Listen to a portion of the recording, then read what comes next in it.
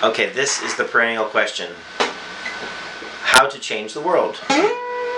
And first of all, note that change is always happening. So it's not like anything really needs to happen other than fostering more evolutionary potential. This is done in several ways. You may find this fairly analytical, but here we go.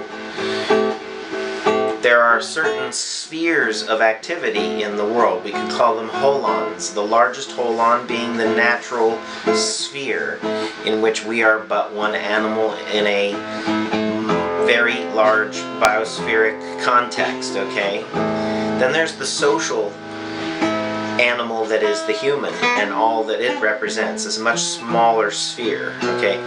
This is the sphere in which all of our hopes reside. Yes, the natural sphere must be preserved and safeguarded against further damage, but the only way that's going to happen is through a consciousness change within the social dynamics of our culture. So as we were saying in a previous video, culture cannot be absent from your revolutionary agenda. You have to create new culture. What do you think these videos are meant to be? They're propagating memes like social change agent, social venture capital, such as social permaculture, such as usufruct, ideas whose time has come again, ideas of regenerative systems. We have a radio show dedicated to it, a weekly radio show here on Community Radio, KSKQ in Ashland, Oregon. The point is, if you want to see the change occur, it's very much essential that you engage the change. So being a social change agent is actually a job description that is a self-appointed job. Comes from your sense of sovereign duty to the greater good of the whole. And I actually have decided to make this my career, to apply every bit of imagination, creative imagination I would put into writing or singing or dancing, to the social imagination of reforming and restructuring civilization along sustainable lines. So that actually is what I hope to be known for. I think it's why I'm friends with a number of very interesting people, present company included. But we have nothing but the irresistible object at the end of time to be seeking after. And that irresistible object is telling you that it is possible for you to realize your dreams. And I don't mean selfish dreams. I mean, if you ever wanted to see humanity come together in a new compact, in a new union of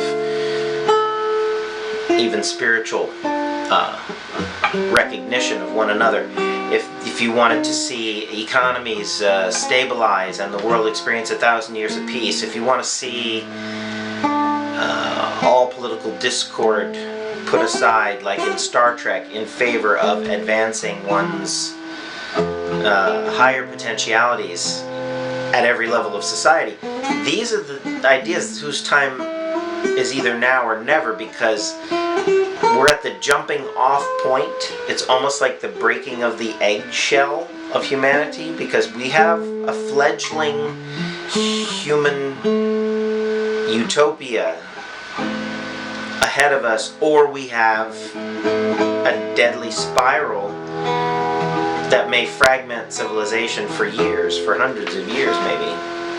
So it's very important that we not allow too much of those thoughts to prevail, because I think standing up for a common vision, standing up for a collective context of good, of social good, that we're just doing for no money for each other. Okay, and that's going to sound very abstract to some, but what I'm really saying is that social good becomes the new underpinning of society, not competition, not social Darwinism, not whether you can climb the corporate ladder, not your credit rating, but rather, how much trust do you engender?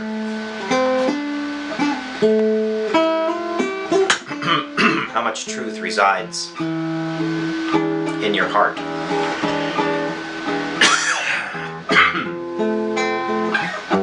If there is no truth, as the nihilists would say, then there's nothing to fight for, and enlightenment is a meaningless concept.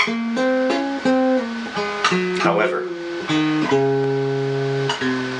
if there is truth in music, then it would touch the heart and people would weep when they hear certain songs. And indeed, that's what happens. When certain words are spoken, when certain passages of rhyme are recited, sometimes the heart is moved, and therefore there is more to life than mere matter and energy. But there is love-based wisdom pregnant in every fiber of the world. So love to me is the affinity of life for itself that tends to unite the disparate parts into a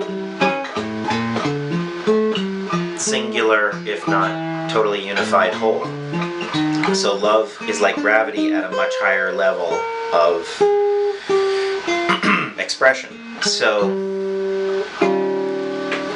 merge yourself as often as possible in the musicality of your very being. That's why we speak. It's because we're like birds. We have a song. We've come to sing our song, and it's impossible not to continue singing once you've begun a strain or a refrain. Because who wants to be plain when there is a great torrent of rain waiting in the clouds of our souls to pour forth upon this world, parched as it is for holy love? There is no wickedness that cannot be dispelled by the muses themselves if they were to walk among us. Because every human heart knows, no matter how diabolical, that that which is holy is beautiful. So it's also the converse, that which is beautiful, or the reverse, pardon me. That which is beautiful is also holy. So please know that you are beautiful. Know that your vision is beautiful, and know that you are loved by the universe unconditionally. You have all its